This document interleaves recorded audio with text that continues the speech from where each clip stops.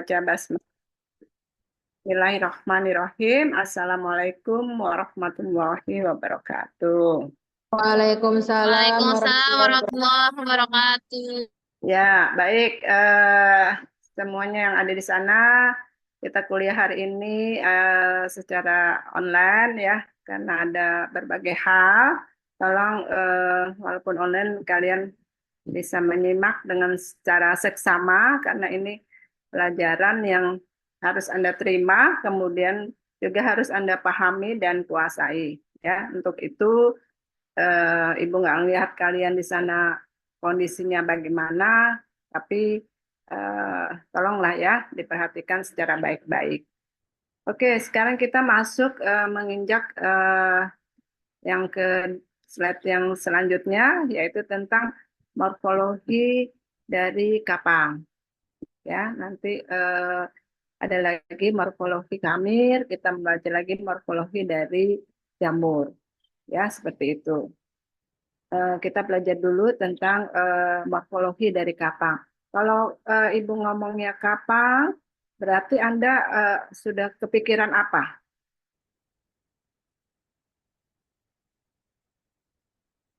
Sudah, ini nih, ada morfologi kapang. Sudah kepikiran apa?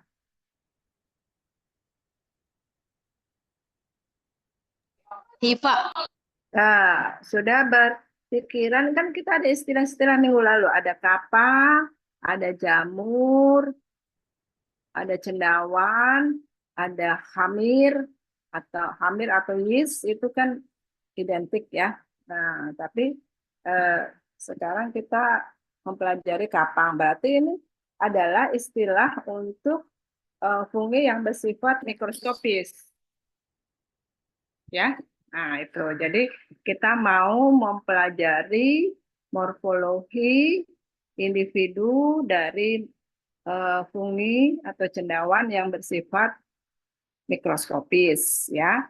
Atau namanya kan kapang minggu lalu ya, kita sudah sepakat itu, kita menggunakan istilahnya pakai kapang ya.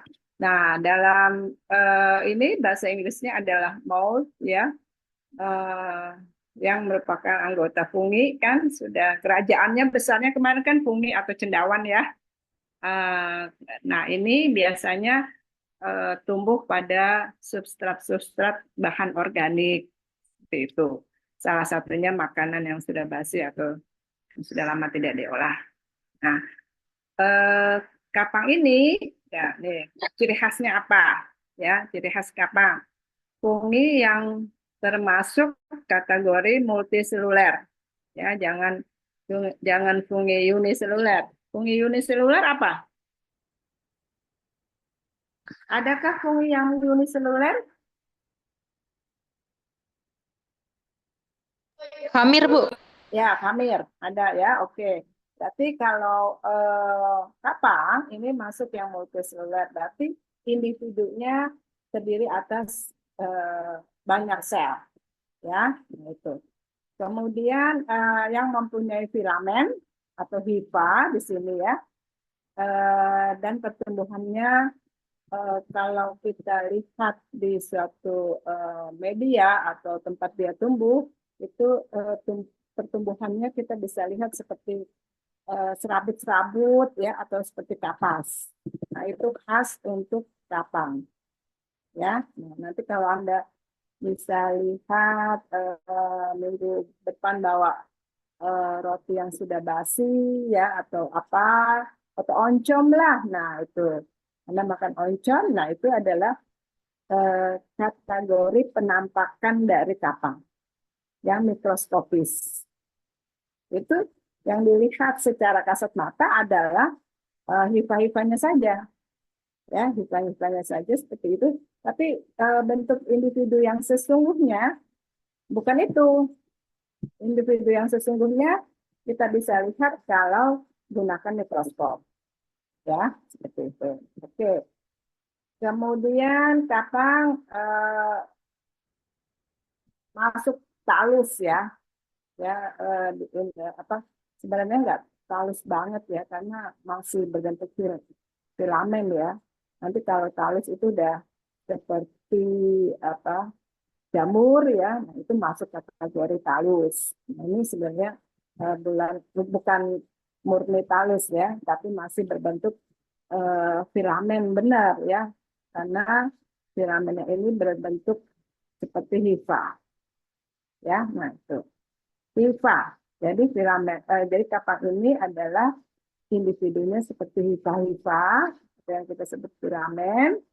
Nah sekaligus nih Anda hafalkan ya, hifa bahasa Indonesia hifa, bahasa kalau Inggrisnya HIPH ya, Inggrisnya. Nanti kalau ditulis di skripsi pakai kalau bahasa Inggris ini miring ya. Nanti kalau jamaknya hipae seperti itu. Ya, kita biasanya kalau skripsi Anda sudah masih berbahasa Indonesia, jadi pakai hifa seperti ini. Ya. Hifa ini, filamen ini tetap bentuknya bagaimana kita bisa lihat dengan bantuan mikroskop.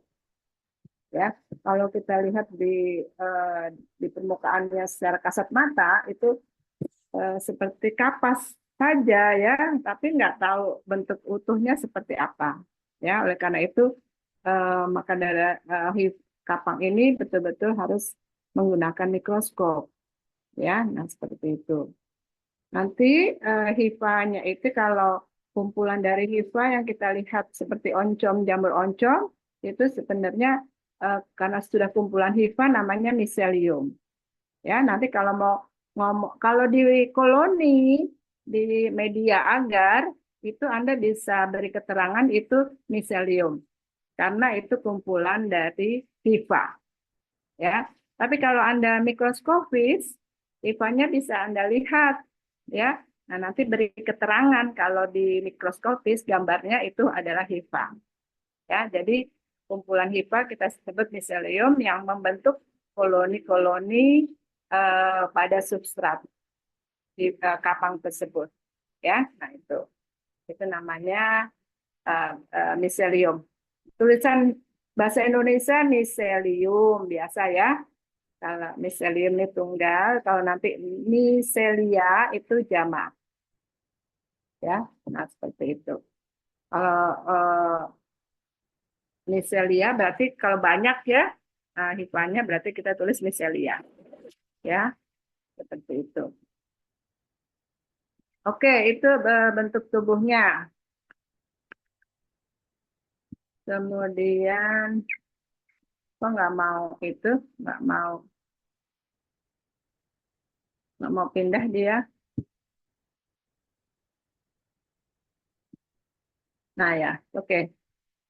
Berarti fungi atau cendawan nanti kan kemarin sudah kan dia ada terdiri dari ya. Ada satu lagi yang kemarin Ibu belum tidak tertulis di sini adalah satu lagi jamur ya. Nah, is ini sama nih ngomongnya nih. Mau ragi, mau yis atau hamir ini suatu istilah yang sama maksudnya ya. Jadi cendawan yang uniseluler itu khusus ya. Jadi hamir khusus yang uniseluler hanya hamir. Mau kapang, mau jamur itu masuknya multiseluler. Ya. Nah, ini ciri-ciri khasnya kalau hamir uniseluler, pembelahannya dia secara eh, tunas, dia nggak punya filamen, tapi berbentuk sel-sel saja, ya. Kemudian filamennya walaupun ada masih pseudo ya, semu ya, filamen semu dan tidak tidak berflagela, ya.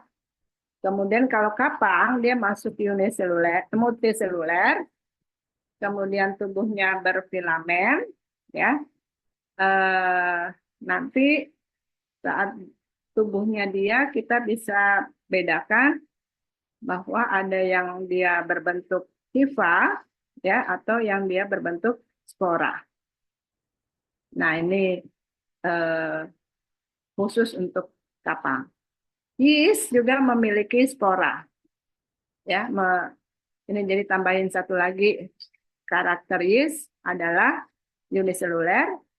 Dia bisa membentuk tunas atau spora. Ya, pembelahannya secara tunas, kemudian tidak berfilamen, tidak berflagela, dan dapat membentuk spora untuk yeast. Kalau kapang, masuknya organisme seluler berfilamen, tubuh kapang menjadi dua nanti ya, ada yang miselium dan ada yang spora. Ya, nah itu karakter dari eh, kapang. Agak sulit ya kalau ini ya, pergantian. Itu stop share dulu deh.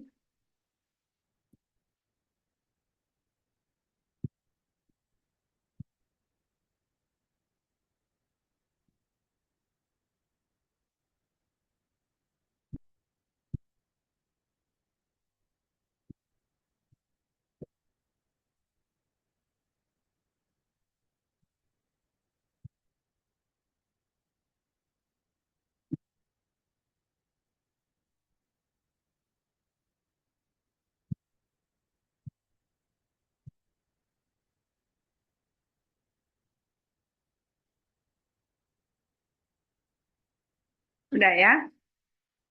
Kemudian, nah ini. Jadi kalau secara koloni, ini terlihat nggak? Terlihat Ya, oke. Berarti itu karakternya, ya. Nah, sekarang diharap juga Anda bisa membedakan karakter kapang, eh, hamir atau bakteri ya, kalau jika dia ditanam dalam media agar, ya. Nah, itu. Jadi eh, hampir sama antara hamir dan bakteri. Nah, itu yang sering masih Anda suka keliru ya dalam hal koloni ya, melihat koloni antara bakteri dan kapang hampir sama. Kecuali kalau antara hamir dan bakteri hampir sama koloninya, kecuali pada kapang ya. Nah, kalau secara koloni kapang itu bentuknya berserabut ya, seperti kapas atau seperti ludruk di permukaannya. Itu adalah yang tumbuh kapang. Nah, kalau kalau kita masuk mikologi, berarti kita mau mempelajari hamir. Bagaimana Anda bisa membedakan koloni hamir pada agar? Ya, nah, dengan bakteri. Nah, itu juga sekarang harus Anda sudah bisa membedakan secara koloni atau secara makroskopis. Hampir sama, susah dibedakan. Ya, bagaimana mau membedakannya, Bu? Ya, berarti harus dengan bantuan mikroskop. Kalau mau membedakan di koloni-koloni ini ya, antara bakteri sama yeast. Tidak bisa Anda menduga-duga, oh ini koloninya bakteri, oh ini koloninya yeast. Tidak bisa semuanya dengan praduga. Ya, harus divaliditas dengan mikroskopis. Ya, tetapi ada perbedaan koloni antara yeast sama bakteri. Ya, kalau yeast nanti eh, lebih apa ya, lebih mengental koloninya ya, lendirnya lebih mengental, padat, ya, kemudian lebih menebal ya di agar dan variatif warnanya lebih banyak. Ada merah, orange, ungu, merah muda ya, dan sebagainya itu variasi-variasi warna hamir atau yeast lebih banyak dibandingkan dengan bakteri. Ya, warna-warninya. Tapi kalau bakteri biasanya kan eh, apa ya lebih bening, paling putih putih susu. Hamir juga ada yang putih susu ya. Nah, terus putih susu dan kuning ya atau dan sebagainya nggak banyak variasi warnanya dibandingkan hamir. Tapi dia lebih encer apa eh, koloninya di bakteri dibandingkan hamir. Nah itu. Tetapi Ibu nggak sarankan Anda membedakan hamir sama bakteri secara makroskopis, ya. Nah ini. Tetapi harus dilanjutkan dengan pengamatan mikroskopis. Nanti pas saat pengamatan mikroskopis, bagaimana beda? Nah, pasti akan terlihat bedanya. Ya, itu. Nanti Anda ngambil bakteriologi ya. Kalau ngambil nanti Anda lebih fokus ke bakteri, bisa lihat bagaimana koloninya bakteri. Nanti Ibu fokus ke hamirnya, bagaimana mikroskopis dari hamir. Ya, seperti itu. Oke, nah ini sekarang eh, mau mempelajari lihat ini bagaimana sel dari fungi atau cendawang, ya. Nah itu. Jadi yang nanti filamen hifa-hifa di dalam seperti ini, mana sih gambar ini? Nah ini seperti ini hifa-hifa atau ini yang kita sebut filamen yang ada sekat-sekatnya ya, satu kotak ini kan satu kotak yang selnya adalah termasuk sel eukariotik ya. Jadi satu kotak ini Anda paham isinya selnya ini makhluk hidup udah komplit makhluk hidup sebagai sel eukariotik ya, yang dia bersifat multiselular. Jadi satu sel ini paham isinya apa saja, ada nukleus, ada ribosom, ada Golgi, ada mitokondria, dan ada vakuola. Jadi agak sedikit uh, karakternya cenderung ke eukariotik tumbuhan, ya, memiliki vakuola seperti itu. Oke ya, ini ada sekarang sudah ada nukleolusnya, anak intinya. Oke ya, jadi paham walaupun dia berbentuk filamen panjang banget ya. Nah, ini sedikit sih nanti kalau Anda lihat lagi di mikroskop filamennya panjang sekali, tetap aja masing-masing kotak-kotak yang bersekat-sekat itu isinya adalah ini. Ya, adalah isi sel yang sebagai eukariotik. Ya, komplit dengan beberapa organelnya dengan fungsi-fungsi masing-masing. Oke ya, itu ya. Nah ini, jadi seperti ini yang dimaksud dengan struktur kapang ya. Jadi kalau mikroskopis struktur kapang ya gini, ini filamen hifa. Jadi kalau kita pakai mikroskop yang pembesaran 400 ataupun 1000, nah dia terlihat seperti gini, tabung. Ya, tabung yang mana tadi isi di dalam tabungan ada sitoplasma dan organel-organelnya banyak sekali di dalam ini. Ini ada yang bersekat, nanti ada yang tidak bersekat. Ya, nah ini. Jadi tolong dipahami, ini adalah isi dari hifa dari eh, filamen filamen kapang. Ya, nah itu. Jadi ya ya tersebarlah di dalam sini mitokondrianya, eh, apa ribosomnya, nukleusnya, ya, dan sebagainya. Ini hifanya ada yang bersekat, ada yang tidak bersekat. Ini gambar yang bersekat atau tidak, kira-kira?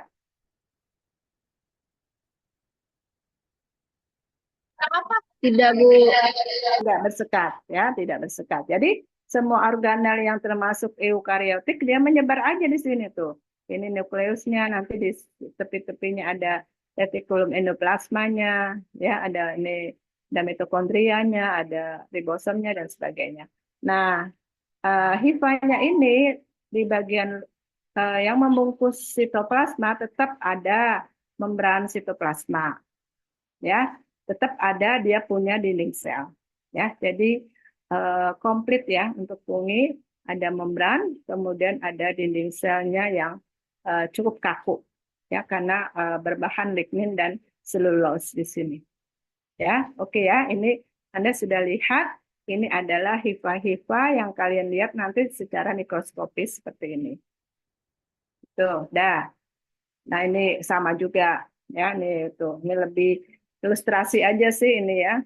Nah, ini juga ada dilengkapi dengan apa nih? Sentrosom ya, sentrosoma. Ya, nanti yang ini sekat-sekatnya. Ini satu sekat. Ini yang paling ujung ya, seperti ini. Nanti dia bisa memanjang dan sebagainya. Nanti ini membelah lagi jadi dua, memanjang terus ya. Kemudian bertambah panjang dan seterusnya.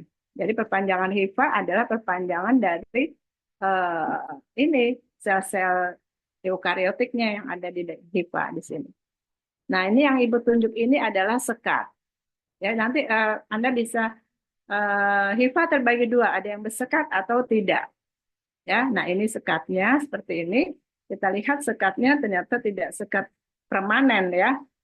Hifa-hifanya masih ada celah ya untuk adanya pertukaran materi antara satu sel dengan sel sebelahnya.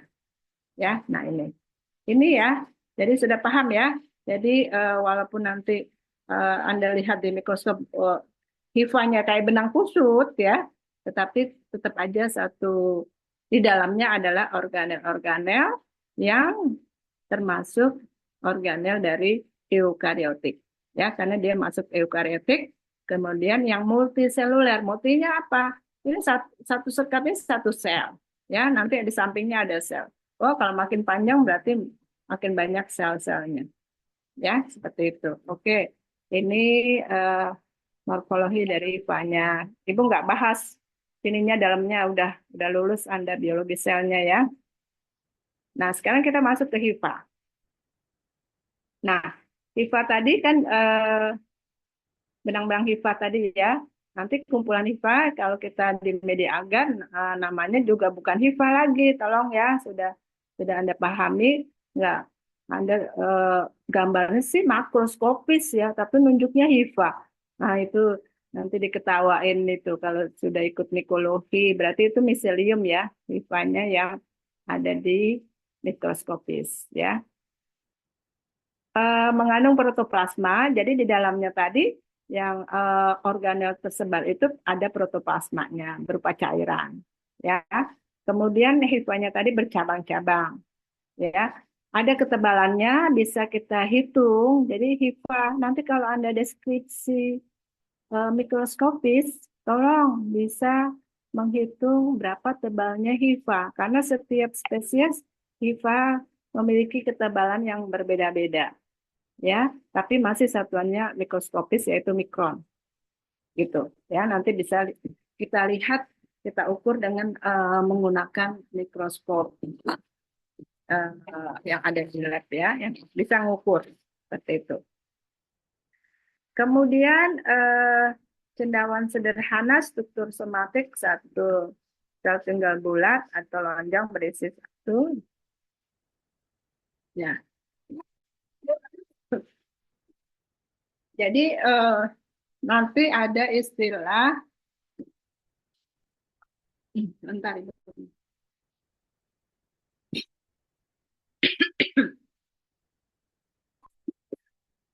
Ada istilah eh, struktur somatik.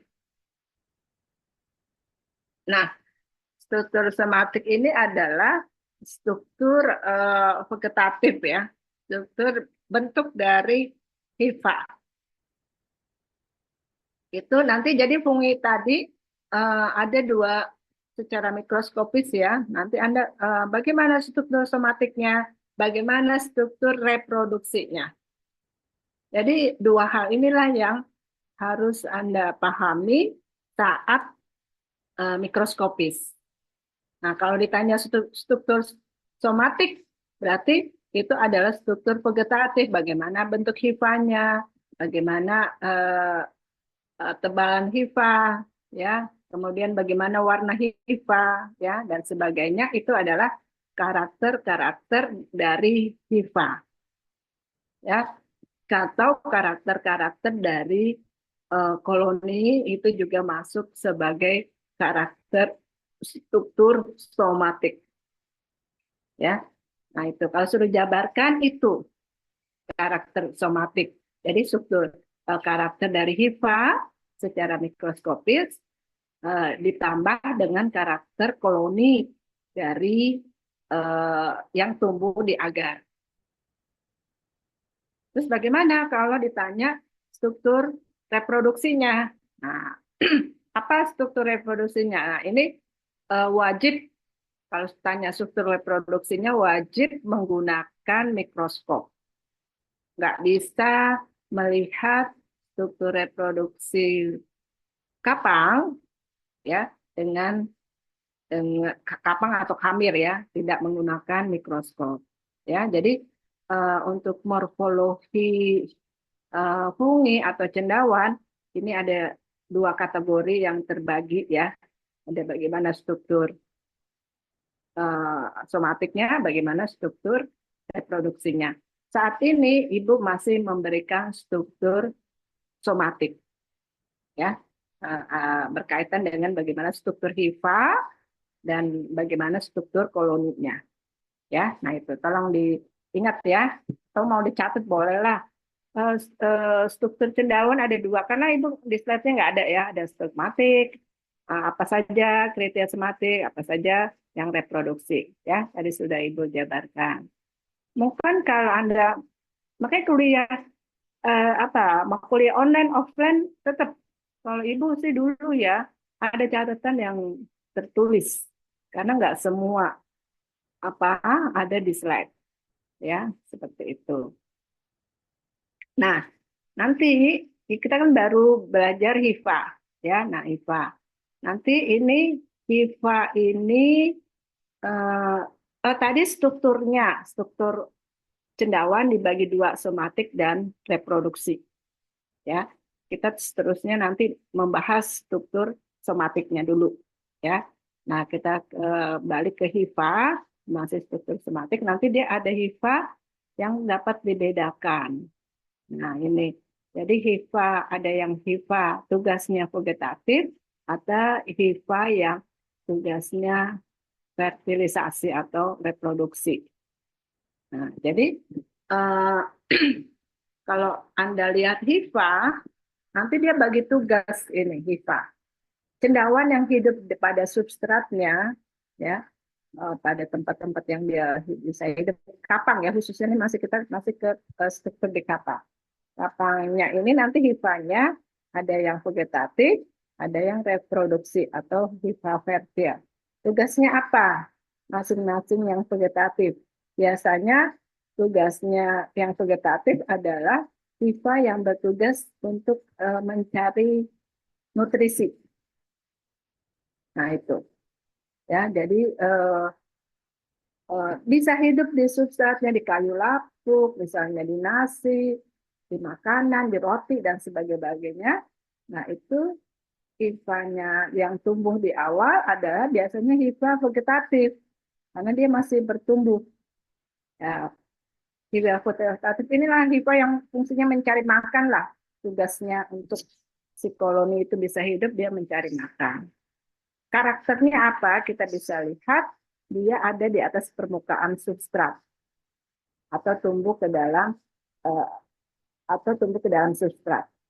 Nah ini, jadi dia misalnya di roti, roti Anda berjamur, ya. Nah, oh Anda sudah lihat berjamurnya, oh ada di permukaan roti itu roti tawar, ada hifa yang abu-abu ataupun atau hijau, ya. Nah itu adalah biasanya hifa-hifa yang ada di permukaan. Tapi jangan salah, apa di dalamnya nggak masuk, hifanya bisa masuk ke dalam sampai dalam, ya. Itu jadi hifa vegetatif. Tapi tugasnya dia hanya menyerap nutrisi dari yang dia tumpangi untuk hidup. Nanti kalau dia setelah dewasa, umurnya sudah sudah pas ya, baru dia ada hifa yang lain bertugasnya hifa untuk fertil, untuk reproduksi ya. Jadi dia akan membuat suatu siklus reproduksi. Nah itu ya. Jadi disitulah yang kita sebut struktur somatik, berarti kita anggap sebagai hifa vegetatif. Nanti struktur reproduksi berarti hifa yang sudah berganti peran ya sebagai reproduksi. Apakah semuanya hifa itu bisa dua-duanya? Enggak ya. Jadi ada yang tugasnya ini, ada yang tugasnya ini. Jadi ada masing-masing, nggak bisa dia double job seperti itu ya untuk tugas ini. gitu. Jadi nanti eh, hifa yang kita lihat di koloninya makin tebal, ini namanya koloni ya. Jadi kalau kita lihat di substrat atau di agar ya, nanti dia makin lama makin tebal ya, membentuk bulatan, itu namanya koloni. Jadi kita sebut sebagai koloni yang miseliumnya tadi ya. Selain itu ada hifa yang bisa berperan sebagai stolon ya. Nanti ada hifa yang bisa berperan juga sebagai akar ya, seperti akar serabut. Jadi dia kalau di roti atau di mana di substrat yang lain, dia mencengkram itu. Jadi lengket ya. Nah, itu cengkraman itu biasanya ada yang memiliki kemampuan untuk membuat akar ya, seperti semacam akar ya, pseudo akar ya atau stolon. Nah, ini biasanya pada cendawan Rhizopus atau Penicillium, dia khasnya bisa membuat stolon. Di situ sama rhizoid, ya akarnya namanya rhizoid. Seperti itu. Jadi itu semuanya tubuhnya dia hifa-hifa itu saja, ya. Makanya ini yang kapang ini filamen-filamen itu, tapi mereka punya tugas masing-masing ya, sehingga bisa hidup seperti itu, ya. Jadi ada yang vegetatif, ada yang reproduksi, ya memperbanyak diri, dan ada yang untuk melekat pada substratnya, membuat rhizoid, atau ada yang membuat apa pindah-pindah ya rhizoidnya membuat suatu stolon seperti itu. Ya nanti kita karakterkan masing-masing spesies memiliki karakter yang beda-beda. Nah ini perkenalan dulu yang apa tentang morfologinya, ya. Terus, nah itu hifa. Sekarang masih hifa lagi, tapi hifa yang nanti kita ketemui nanti ada hifa yang bersekat atau ada hifa yang tidak bersekat. Ya, nanti Anda secara mikroskopis sudah bisa membedakan hal itu ya. Jadi ada yang bersekat dan ada yang tidak bersekat. Nah, eh, awalnya sih apa primitif awal itu hifa yang fungi yang kita ketemukan tidak bersekat. Ya, makanya kita sebut dengan istilahnya Anda kalau mau buat deskripsi nanti aseptat ya atau hifa tidak bersekat dalam kurung aseptat. Kalau hifa bersekat dalam kurung septat, septat gitu ya. Ini nama bahasa Indonesianya, bersekat. Nah itu. Atau nama istilah Latinnya senositik ya, senositik hifa adalah hifa yang uh, tidak bersekat. Ya, tadi tidak memiliki dinding penyekatnya. Seperti itu. Ya. Kalau yang bersekat, dia punya sekat, nanti di dalam satu sekat, nah ini juga ada kelebihan dari fungi. Ada nanti di situ ada yang memiliki intinya satu, ada intinya multi, banyak. Nah itu, jadi itulah kelebihan dari fungi di situ. Satu, kan kalau kita sel-sel satu, sel ada satu inti ya. Nah, hifa yang bersekat ini kadang intinya tidak satu, tapi lebih dari satu. Atau multinukleat. Ya, nah itu.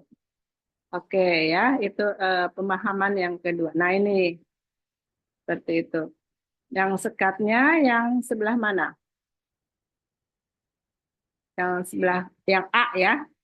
Lihat Anda sekat sebelah, ya, yang tidak bersekat sebelah kanan. Nah, seperti ini hifa. Ya, nah ini enggak ilustrasi aja. Jadi kalau ilustrasi seperti ini hifa yang nggak bersekat intinya tuh menyebar aja di dalam sitoplasma di hifanya. Ya, tapi kalau yang sebelah kiri ini ada sekat-sekatnya hifanya. Jadi selnya satu ini adalah satu sel. Nah ini kan yang kita sebut dengan multiseluler ya, banyak sel yang ditandai dengan sekat-sekatnya.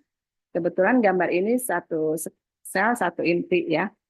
Nah, sekatnya seperti ini. Tadi sekatnya kita tahu, nah ini ada gambar sedikit di tengahnya ini sebenarnya ada celah, ya, tidak merupakan sekat yang mati tertutup ya antara satu sel sama sel lain, tetapi ada celah sehingga bisa bertukar materi-materi terlarutnya yang ada dalam sitoplasma. Oke ya, paham ya? Ini Pak, udah lanjut lagi. Nah, ini juga gambarnya. Nah, inilah. Jadi nanti di mikroskop kelihatan kok. Kelihatan banget ya yang HIFA yang seperti ini. Ada yang bersekat, ada yang tidak bersekat. Nah, mikroskop cahaya bisa kita lihatnya. Ya. Yang tidak bersekat ini makanya dari kelas Phycomycetes ya, ini kapang-kapang yang tua ya, dari uh, Zygomycetes dan Oomycetes masuk dalam kelas Phycomycetes. Nah, ini adalah kapang yang kita lihat nanti sifatnya tidak bersekat. Jadi kalau sudah karakter yang tidak bersekat, Anda sudah dapat apa ya, identifikasi masuk kelas Zygomycetes atau Oomycetes. Udah. Sampai situ bisa teridentifikasi. Kalau ini yang bersekat, nanti kelas yang sudah maju, ya, sudah lebih ke belakang ini ditemukan, misalnya Ascomycetes, Basidiomycetes, dan Deuteromycetes. Nah, ini adalah contoh kelas-kelas yang masuk HIFA-nya sudah bersekat. Ya, nah itu. Oke, sampai sini mungkin udah paham ya.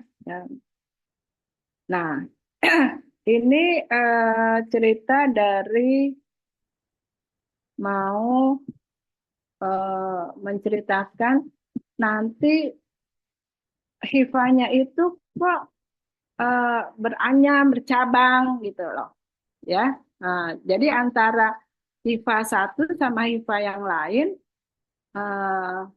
tidak lurus aja gitu ya pertumbuhan HIFA-nya ya, tapi misal dia membentuk tonjolan. Nah, tonjolan nanti dia, nah ini jadi antara dua dinding sel yang sudah bertemu, nah dia akan melebur menjadi satu. Jadi ini HIFA-nya antara yang atas sama yang bawah bersatu. Ya, nah inilah eh, kejadian dari HIFA yang bisa membentuk nggak benang-benang lurus-lurus aja satu sama, padahal kalau dia mereka antara satu sama lain bertemu bisa saling bersatu ya, antara HIFA yang di ujungnya atau HIFA yang di tengahnya seperti itu. Nah, seperti ini ya. HIFA ini yang satu di tengahnya, sel yang HIFA di tengah punya tonjolan, yang satu HIFA di ujung ya, dia bertemu ya, sehingga dia membentuk anyaman seperti ini. Atau yang selain ini di tengah-tengah sel dia bisa apa saling ada tonjolan, nanti akhirnya dia bertemu di sini. Nah, kemampuan ini sebenarnya terjadi pada kapang, juga terjadi pada jamur makro, ya. Yang lembaran-lembaran itu yang kalian makan, ya, kita konsumsi sebenarnya ini adalah hifa-hifa yang terajut. Seperti kita merajut ya, merajut dari benang wol kan Anda bisa menjadi bahan baju ya, pakai jarum-jarum begitu ya. Nah, itu juga sama, kejadian itu sama dengan hifa-hifa. Jadi makanya benang-benang yang satu helai bisa bisa menjadi lembaran pada jamur makro, bisa menjadi tudung pada jamur makro atau apalagi ya. Nah, itu adalah hifa-hifa tadi yang bersatu-satu saling menjalin membuat seperti ini kejadiannya. Ya, nah ini kejadian dari hifa yang bisa teranyam ya, membuat suatu anyam sehingga menjadi suatu eh, apa ya, bersatu ya. Nah, ini kalau pada kapang mikroskopis seperti ini ya, satu-satu hifa. Tapi tadi Ibu sekaligus gambarkan kalau ini terjadi pada jamur makro ya, jamur makro yang lembaran tadi sebenarnya itu adalah rajutan-rajutan dari helai-helai dari hifa. Nah, mereka saling merajut karena rajutannya bisa seperti ini prosesnya. Ya, oke ya, dipahami ya. Nah, ini sudah Ibu jelaskan. Kemudian, nah ini ya istilah. Jadi sudah masuk ke istilah. Ya, nah jadi banyak istilah nanti yang akan kalian ketemui pada eh, pada textbook atau ya pada jurnal-jurnal yang terkait dengan fungi ya. Nah, ini nanti istilah ini yang harus Anda pahami yang terkait dengan hifa ya. Nah, seperti itu atau yang terkait dengan inti-intinya. Nah, kalau eukarpik ya, hifa yang sudah terdiferensiasi atas hifa generatif dan hifa vegetatif. Ya, jadi hifanya sudah bisa membuat dua kelompok tadi. Awal mula kan hifanya hifa vegetatif saja. Tapi kalau sudah tua, ada hifa yang berdiferensiasi menjadi hifa generatif. Nanti hifanya itu sudah membentuk suatu hifa yang kita sebut sebagai eukarpik. Nah, kalau yang belum terdiferensiasi, hifanya namanya holokarpik. Ya, nah itu. Nah, jadi holo dan eu, karpik. Jadi kalau Anda memahami dari definisi Latin ya, mungkin kita bisa pahami dari kata yang ada ya. Nah, kalau Anda berarti ini ada dua kata yang memberi makna. Karpik-karpik, karpik-karpik ya. Yang maksudnya ingat aja yang terdiferensiasi ada iu karpik dan ada holo. Iu yang sudah, holo yang belum. Gitu ya. Mungkin cara memahaminya. Kemudian ada nanti istilah homokariotik dan heterokariotik.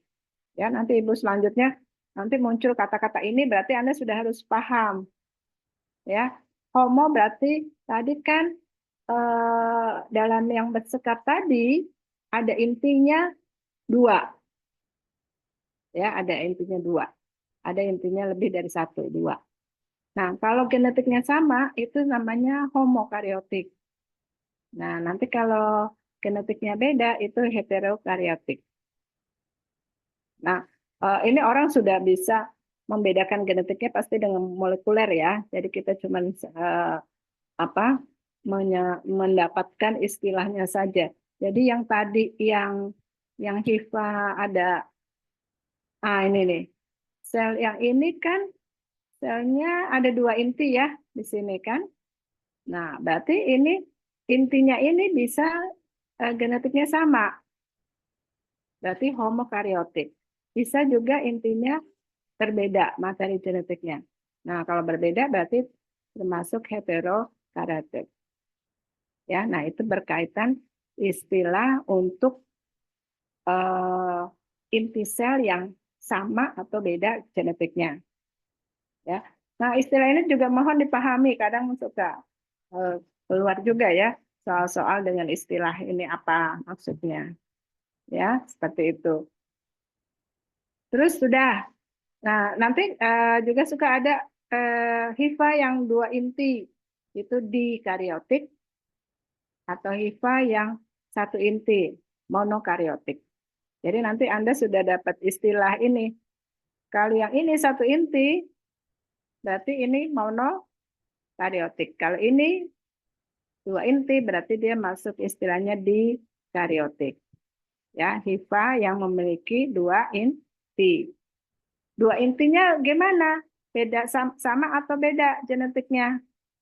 Ya, tadi kalau sama homo, kalau homokariotik, kalau beda heterokariotik. Ya, gimana nih sampai sini? Bisa dipahami nggak? Udah banyak nih. Pemahamannya udah sampai slide 13. Gimana sampai sini? Bisa Ibu. Sudah bisa ya. Jadi ada istilah, ada apa pengertian dari HIPA dulu, ya. Lanjut, kita lanjut.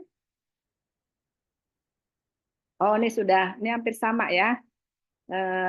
Tadi HIPA yang bersekat dengan tidak bersekat.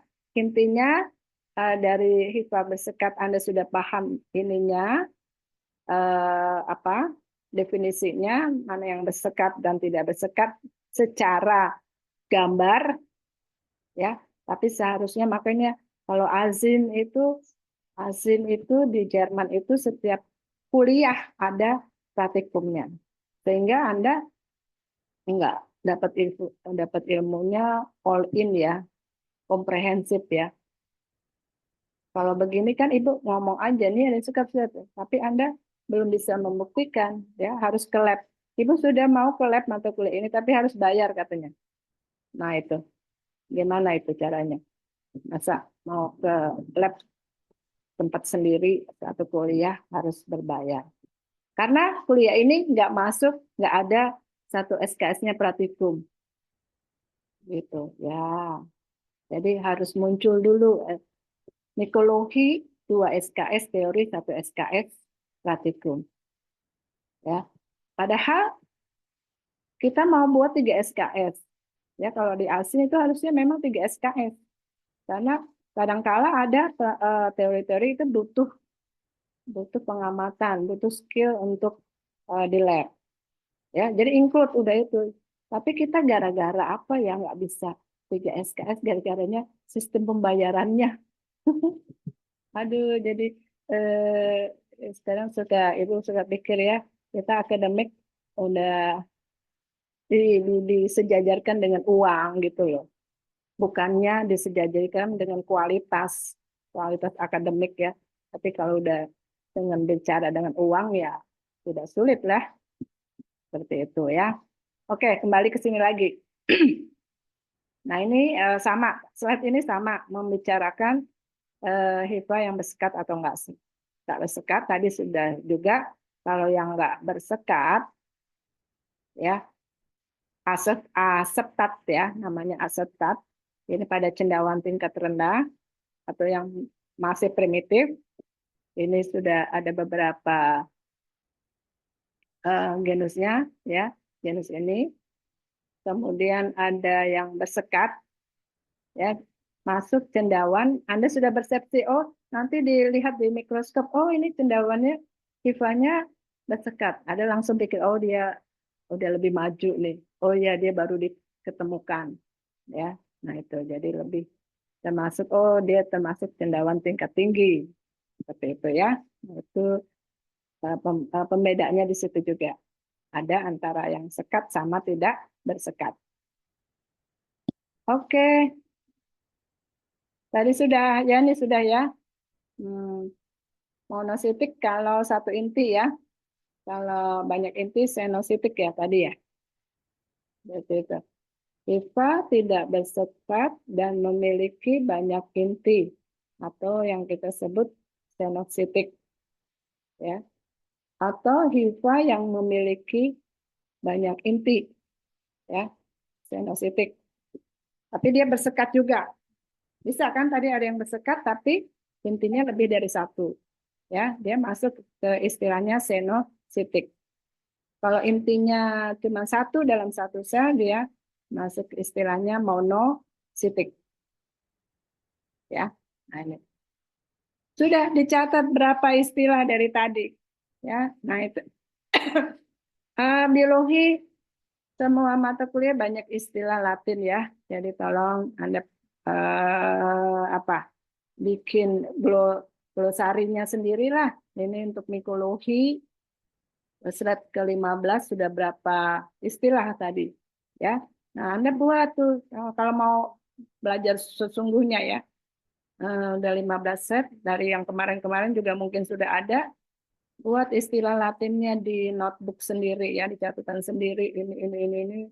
Kemudian Anda buat artinya apa sendiri ya dengan bahasa kalian ya, sehingga Anda buat glosarinya sendiri ya. Itu untuk memahami pelajaran secara utuh ya. Jadi kita ketemu kadang ada nama-nama Latinnya juga ya. Nah ini ya, jadi ada monositik, senositik ya, tadi juga sudah banyak istilahnya. Ini juga udah, ini gambarnya lagi tuh udah berkali-kali ya. Nah ini maksudnya nanti dia hifanya itu kan begini, tuh bercabang-cabang. Kadang dari tengah-tengah bisa menjulur, membuat cabang, ya. Nah ini jadi tidak hanya satu, ya seperti anggap ya ini sekarang seperti kalau di pohon dahan ya, batang ya, yang memiliki ranting yang bercabang-cabang. Ya, seperti juga hifa juga gitu, cabang-cabang. Nah, nanti antara hifa yang di sini ketemu yang hifa di ujungnya, nah ketemu lagi bisa dia bergabung. Nah, itu tadi yang kita sebut membentuk apa? Bisa memiliki kemampuan membuat suatu anyaman ya. Nah, ini. Jadi ini ya, ngebayang hifa secara mikroskopis sudah Anda bayang bentuknya seperti ini yang berserabut ya. Kalau kita lihat mikroskop pasti seperti benang kusut ya, tidak tahu beraturan ujungnya di mana dan sebagainya. Oke ya, ini kemudian nah ini tadi yang Ibu lihat tadi yang Ibu sampaikan tadi, nah hifa ini kan jamur makro nih semua ini ya. Nah, tapi yang helaian-helaiannya ini adalah tersusun atas hifa-hifa. Ya, berikut juga tangkainya. Ya, terajut tadi hifa-hifa yang banyak sekali yang saling berhubungan satu sama yang lain. Nah, ini yang kita sebut sebagai jamur makro. Yang kasat matanya ini adalah tubuh buah. Ya, nanti kalau jamur kita pelajari tersendiri ya. Kita masih kapal. Kita masih ke sini nih. Nah, ini yang kita tempe. Tempenya ini adalah termasuk kapang. Karena yang Anda lihat di kedelainya cuma putih-putih. Putih-putihnya ini yang kita sebut miselium. Hifanya mana? Oh, hifanya ambil mikroskop dulu. Ya, yang baru putih-putihnya ini taruh di objek gelas, ya, baru kita lihat. Nah, ini. Jadi si Rhizopus individunya bukan begini putih-putih nggak individu. Individu kan memiliki karakter sendiri ya. Nah, Rhizopus karakternya gimana? Seperti ini nih gambar yang ini. Nah, dia sebenarnya, nah ini yang dimaksud dengan kapang tadi. Jadi kita lihat hanya seperti kapas-kapas di permukaannya saja, tapi kalau sudah di mikroskop barulah penampakan individu realnya si jamur tempe ini seperti ini. Ya, yang Anda makan. Ini oh enggak, Anda belum makan yang ini. Kalau udah hitam-hitam jamurnya, tapi mungkin Anda nggak suka lagi ya, kebanyakan orang nggak suka. Kalau sudah begini, ini masih vegetatif, ya, karena masih 48 jam. Kalau sudah berbentuk begini, ada generatifnya, berarti mungkin sudah 7 hari ya, sudah lebih, sehingga tadi ada hifa yang terdiferensiasi, membentuk organ reproduksi, ya. Atau ini jamur tempe ada yang membentuk stolon nih. Stolonnya mungkin bisa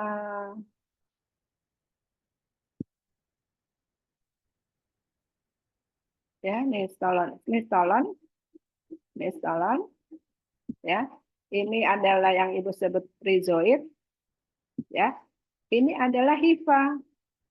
Nah, hifa ini kebetulan hifa ini sepanjang ini dia terdiferensiasi membentuk organ reproduksi.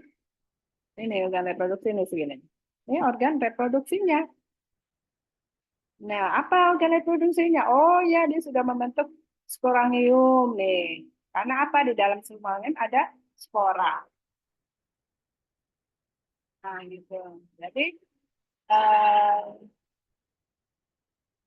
yang seperti ini kan ujuk-ujuk aja. HIVA ini tiba-tiba terdiferensiasi membentuk organ reproduksi yang membentuk sporangium. Nah, ini sporangium di sini.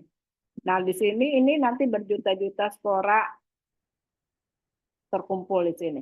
Lama-lama kalau sudah matang ini selaput sporangiumnya pecah. Nah inilah nanti yang menyebar lagi kemana-kemana, nanti membentuk individu baru. Ya, seperti itu. Jadi individu yang HIV tadi itu terbentuk dari akibat perkecambahan dari spora ini. Ya, dia berkecambah awalnya nanti membentuk suatu hifa yang mulai berkecambah. Kalau tanaman apa berkecambahnya? Dari apa? Halo? Tanaman? Dari biji, Bu. Dari biji. Ya, betul. Anda sudah lihat pertumbuhan perkecambahan tanaman. Sekarang Anda mau lihat perkecambahan dari spora. Ya, nah itu. Nah, ini yang masuk dengan kapal mikroskopis ya, seperti itu. Sekaligus Ibu jelaskan tadi hifa yang terdiferensiasi, contohnya ini. Ya, dia membentuk terdiferensiasi. Oh, ada hifa yang vegetatif. Oh, hifa vegetatif. Nah, ini yang jamur tempe mau nyelimuti sampai ke dalam kan, sehingga dia jadi tempe. Kalau tempenya masih belum matang, hifanya masih tempenya belum terekat ya satu sama lain direkat oleh hifa-hifa. Makanya cengkraman jamur tempe itu kita nggak ambiar tempenya kalau dipotong-potong. Nah ini karakter dari tempe dia punya ini nih rhizoid nih. Jadi dia satu individu hifa dia mencengkram kedelainya sangat kuat. Nah ini satu bukti juga bahwa tempenya jadi bagus ya, bisa dipotong-potong, kedelainya nggak ambiar ya, karena sifat dari rhizopus tadi individunya begini, ada rhizoid, ada stolon juga ya, jadi cepat antara dari sini ke sini punya rhizoid, dari sini ke sini punya rhizoid, punya stolon ya. Nah itu bisa membentuk individu baru. Nanti kalau tempenya sudah tua, timbullah hitam-hitam, titik-titik hitam di sini, titik-titik hitam di sini, titik-titik di sini. Banyak ya, tempenya nggak putih lagi, jadi hitam. Nah, hitamnya itu adalah berkat ini sebenarnya. Yang kita lihat nampaknya berupa titik-titik. Tapi kalau kita berbesar 1000 kali di di mikroskop ini tampaknya sebenarnya titik hitamnya ini begini loh. Ada tangkainya dulu, kemudian ada kotak sporanya di atas, ya. Nah, ini. Seperti itu. Oke, sampai sini dulu. Sebelum lanjut, ada yang mau bertanya nggak?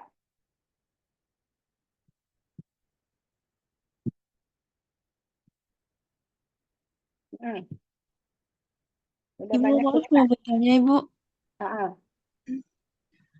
Itu kan tadi yang kata Ibu titik-titik hitam itu dari sporangiumnya. Itu itu berarti tempenya jamuran ya, Bu? Terus kalau misalnya tempenya jamuran itu apakah ke persepsi kita kan emang berbahaya gitu, Bu? Tapi kan tempe dari jamur, Bu, maksudnya. Gimana ya? Nah itu, iya. Jadi sekarang kalian yang ikut mikologi ini berapa orang di sini? Ya, mulai akrab dengan jamur, ya. Mulai hilangkan mindset mindset jamur itu konotatifnya negatif, ya. Nah itu yang harus di. Tempe ini nggak jadi tempe kalau nggak berjamur. Nah, ya, berjamur. Jadi nanti kalau sesuatu yang berjamur kan kita nanti setelah melihat ini jamuran ini ada yang positif, bermanfaat, berguna, malah membuat sehat, atau ada yang merusak, merugikan. Nah, kalau yang jamur rhizopus ini nempel ke tempe, terus kita makan kita sehat, asam aminonya terpenuhi dari tubuh kita, apa apa Anda berpikiran ragu makan tempe? Enggak kan ya? Nah, gitu. Jadi eh, tempe ya yang enak, yang layak ini 48 jam. Baru diselimuti oleh hifa-hifa yang berbentuk putih. Jadi tempe sekaligus ya awal mula miselium atau hifa tumbuh pada substratnya itu adalah putih seperti tempe ini. Putih, semuanya. Oh Bu, nanti ada warna hijau, ada warna merah, ada warna kuning, ada warna orange, jamur oncom, dan sebagainya. Itu adalah warna-warni dari tempe yang sudah bersporulasi, ya, sudah membuat spora. Nah, yang warna-warni itu adalah spora. Kalau masih hifa-hifa yang seperti ini, masih membentuk miselium, ya, nah itu masih berbentuk hifa. Nah, ini kan, nah jadi ini tempe ini kan dari kapang yang mikroskopis. Kapangnya apa? Rhizopus, Oligosporus, Rhizopus oryzae ya, yang tumbuh subur di tempe. Nah, ini makanan mendunia loh dan diakui oleh seluruh dunia. Makanya yang mengakui seluruh dunia tempe itu asalnya dari mana ya? Padahal asli Indonesia ya. Nah, tapi sayang orang Indonesia nggak bisa membuktikan ini makanan original Indonesia dulunya ya. Tapi diklaim dari negara mana ya? Itu juga kurang tahu tuh. Nah ini tempe. Jadi Anda suka yang masih putih kan? Tapi kalau anggapan udah hitam-hitam, Anda sudah nggak mau makan ya. Udah penampakannya udah beda hitam-hitam. Tapi ada di daerah mana justru memasakkan apa, lodeh atau apa, tunggu tempenya hitam. Oh dimakan, nggak apa-apa. Memang nggak apa-apa. Berarti Anda makan yang sudah tempenya itu sudah ada sporulasi seperti ini di tempenya. Titik-titik hitam. Titik-titik hitam kalau di tempe, kalau di mikroskop gambarnya ini. Spora-sporanya kebetulan berwarnanya hitam. Kalau di roti, oh ada yang hijau. Oh ya, berarti sporanya berwarna hijau. Ya, jadi yang warna-warni itu adalah spora. Ya, jadi berbahaya apa enggak? Ya enggak lah. Tempe kan sudah terbukti uh, makanan sehat ya, makanan fungsional ya, fermentatif yang fungsional. Fungsional maksudnya ada plus-plusnya ya, daripada kalau daging ya daging toh ada ada asam aminonya ya. Kalau ini plus-plusnya apa? Karena mengandung isoflavon ya, bagus sekali itu sebagai senyawa metabolit sekunder untuk kita ya, sebagai antioksidan. Seperti itu, jadi nggak apa-apa ya dimakan uh, yang seperti ini. Jadi kalau Bu, gimana makan roti? Roti yang sudah berjamur loh. Aslinya roti jamur enggak? Enggak, kan tepung terigu aja kan? Berarti jamur yang tumbuh di roti itu adalah jamur konotatifnya negatif atau positif?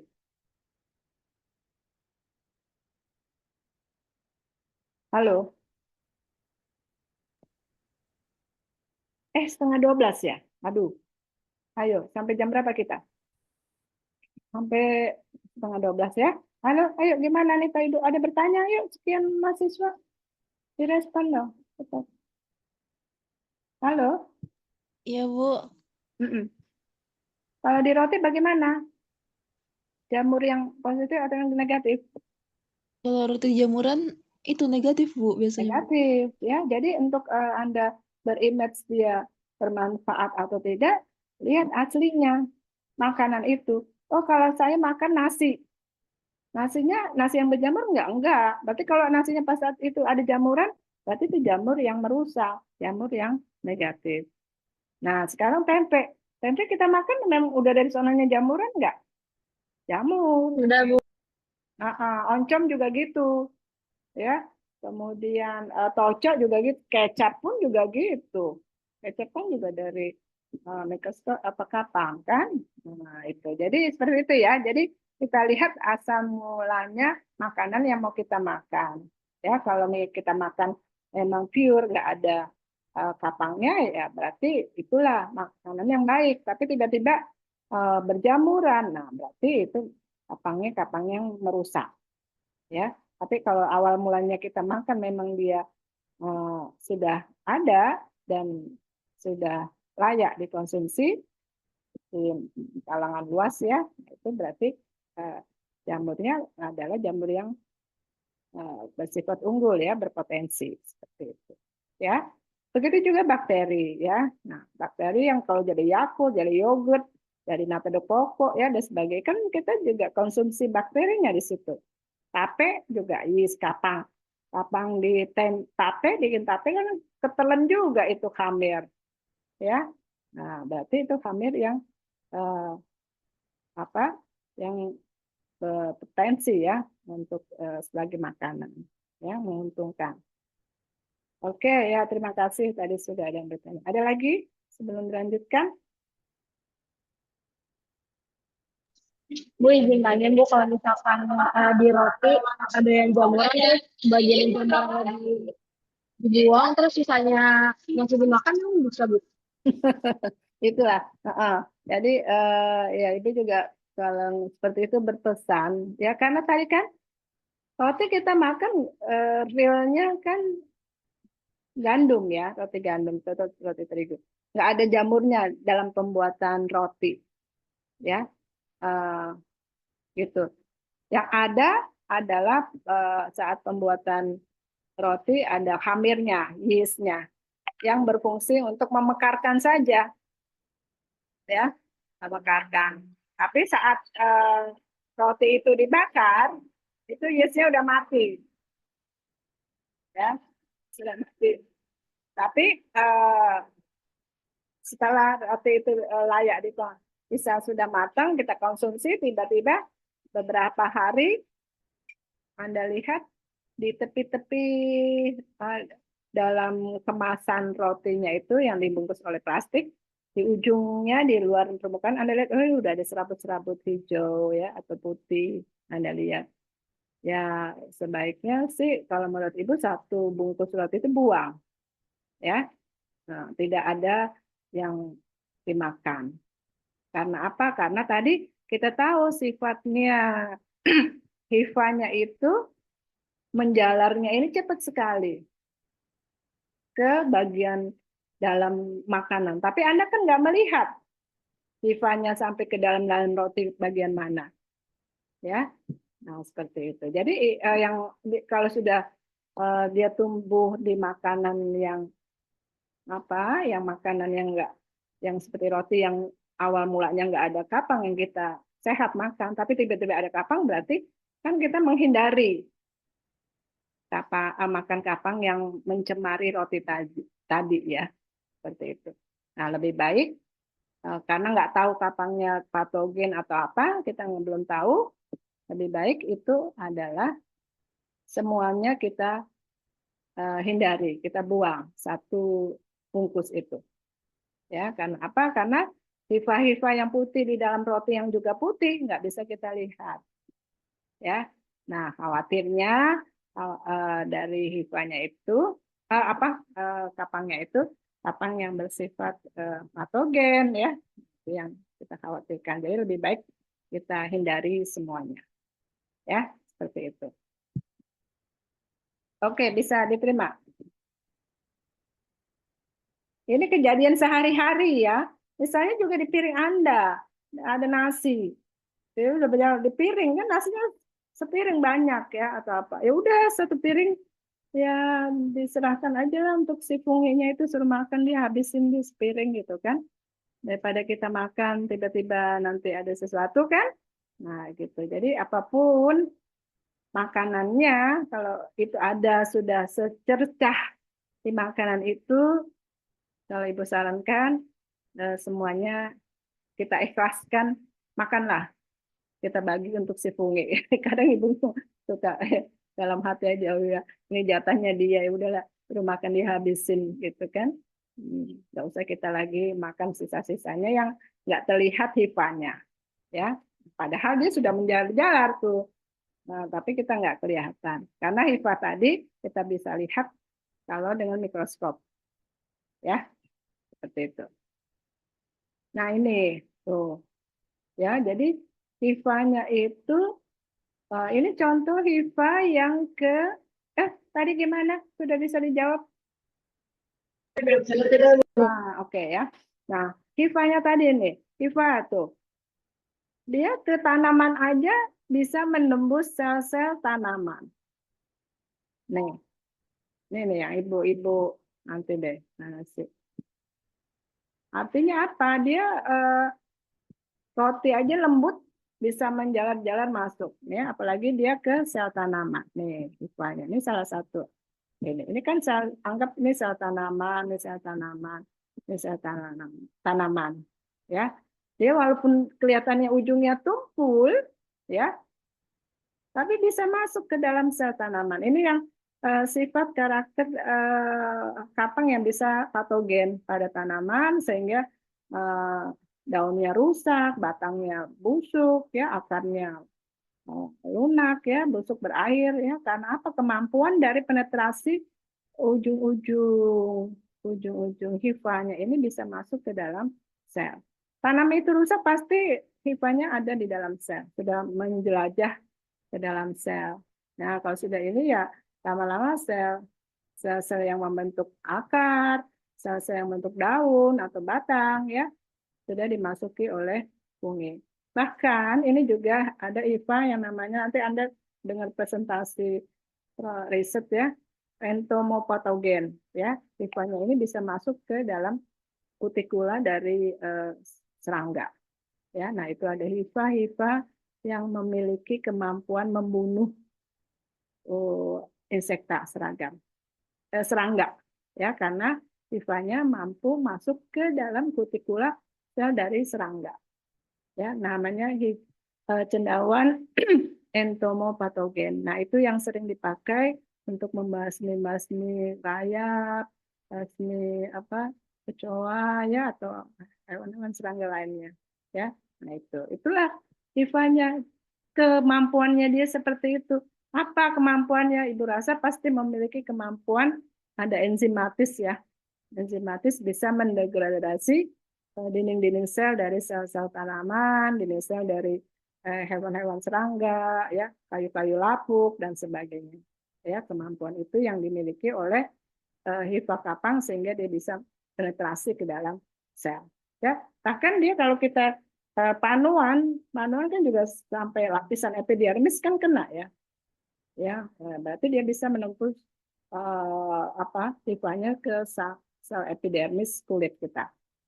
Nah, ini hifa, ya. Oke, ya, itu sampai di situ tentang hifa. Dan ini sampai jam berapa kita mau selesai? Sudah selesai, Bu. Hah? Nah, ini sedikit lagi. Nah, ini hifa, ya, sedikit lagi, ya. Ini hifa. Nah, ini yang bersekat tiba-tiba. Nah, hifa yang beginilah dia terdiferensiasi. Hifa yang sudah bertugas, diberi tugas untuk membuat organ reproduksi. Nah, gitu, ya. Jadi ada hifa yang, kalau hifa yang nggak ada dimunculkan organ reproduksi seperti ini, ya namanya hifa vegetatif. Tapi ada hifa yang eh, berdiferensiasi membentuk organ reproduksi. Nanti reproduksi yang seperti ini sekaligus Ibu cerita, ya. Reproduksi seperti ini adalah reproduksi yang aseksual. Jadi kapang bisa reproduksinya seksual, bisa yang reproduksinya aseksual. Aseksual apa? Nggak ada peleburan gamet-gamet, tapi tiba-tiba muncul dari hifa yang terdiferensiasi. Nah, ini kehebatan kapang, fungi, ya, di seluruh dunia. Dia berbagai cara, makhluk kecil ini berbagai cara biar eksis di dunia. Dia membuat organ reproduksinya dengan berbagai cara, ya. Jadi kita pahami bahwa makhluk hidup di muka dunia ini mau eksis terus.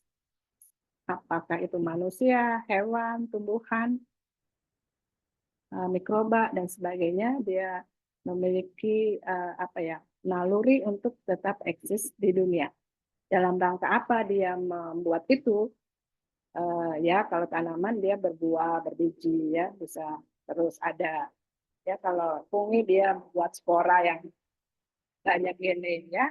Ya, dia dalam hal ini adalah dia untuk mengamankan dirinya spesies Rhizopus abadi. Nanti abad keberapa ya tetap aja Rhizopus masih ada, gitu kan? Karena apa masih ada nggak punah ya karena dia memiliki kemampuan untuk kembang biak terus-terusan ada di muka bumi ya dengan sporanya ini. Seperti itu. Oke ya, ini hifa yang terdiferensiasi, ininya juga. Nah ini sporangium. Nanti nah hifa dia bisa berterbangan kemana-mana, jatuh ke tempat yang cocok. Nah ini seperti ini. Nanti tempat yang cocok ini dia tumbuh lagi baru. Ya, jadi reproduksinya seperti itu. Fungi ya dengan hifa-hifa yang terbang ya bisa dari Eropa ke Amerika ada gitu ya yang bisa terbawa angin tetap eksis. Jadi hifa itu sebenarnya spora ini sebenarnya reproduksi yang apa ya dorman ya tahan terhadap ekstrim lingkungan ekstrim bisa terbang kemana-mana nanti dia tiba-tiba jatuh ke tanah atau ke substrat yang cocok dia bisa berkembang biak. Nah seperti itu. Nah ini kadang juga yang bisa juga dibuat sebagai senjata biologi ya. Nah, spora-spora ini ada yang seperti virus juga itu ya kita khawatirnya seperti itu. Nah ini juga ini hifa ya, koloni serabut. Nah dari serabut yang hitam-hitam ini yang di tengah kalau mikroskop bisa lihat seperti ini ya hitam-hitam banyak. Gitu. Oke sampai sini dulu ya sudah jam 11:30. Anda mau pilih lagi? Padahal masih banyak slide-nya. Tapi waktunya sudah dengan berapa menit kita tadi? 1 jam 1 jam 1/4 ya? Atau bagaimana? Cukup dulu? Sudah Bu, iya Bu. Oh, cukup. Ya. Sampai di sini ada yang mau ditanya enggak? Emang aja Belum ada, Bu. Ya, sudah cukup. Sudah paham. Sudah paham ya. Sudah slide-nya Ibu sampai slide ke-21. Ya. Jadi Baik, Ibu. kalau berbagai hal sudah Anda kuasai ya. Nah, masih terkait HIPA yang kita terkait dengan morfologi atau anatomi dari kapang. Ya, nanti habis ini fungsi makro ya banyak makanya sebenarnya ini butuh 3 SKS betul ya nggak mungkin SKS tapi SKS Anda banyak ya jadi takut lulusnya kelamaan seperti itu. Oke baik kalau begitu kita tutup saja kuliah pada hari ini. Ini berapa orang semuanya? 20 ya? Aduh, sedikit sekali. Yang totalnya berapa sih? Saidah yang ikut ini kuliah ini? Hampir 25, Bu. 24. Oh, 24 25. ya? Kan 30. Ya, lebih dari 20, Bu. Persisnya berapa? Batasnya 40. Enggak persisnya yang ikut. 25 atau 30? Di grup berapa? PJ. Di grup 24, Bu. Oh, di grup 24. Oh, oke. Berarti yang enggak hadir 4 orang ya. Oh, atau Iya, ada yang Bu. berdua-berdua ya?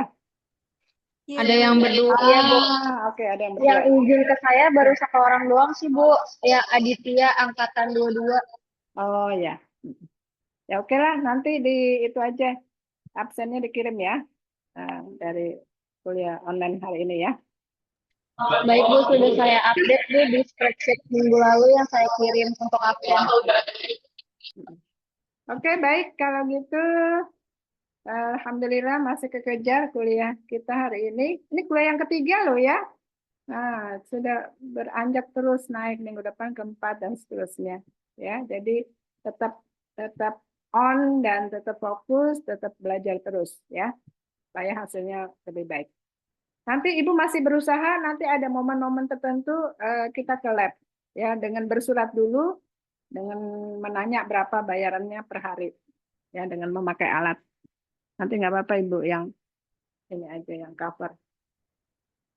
Baik, kita tutup kuliah kita pada pagi hari ini menjelang siang. Sama-sama membaca Alhamdulillahirabbil alamin. Assalamualaikum warahmatullahi wabarakatuh.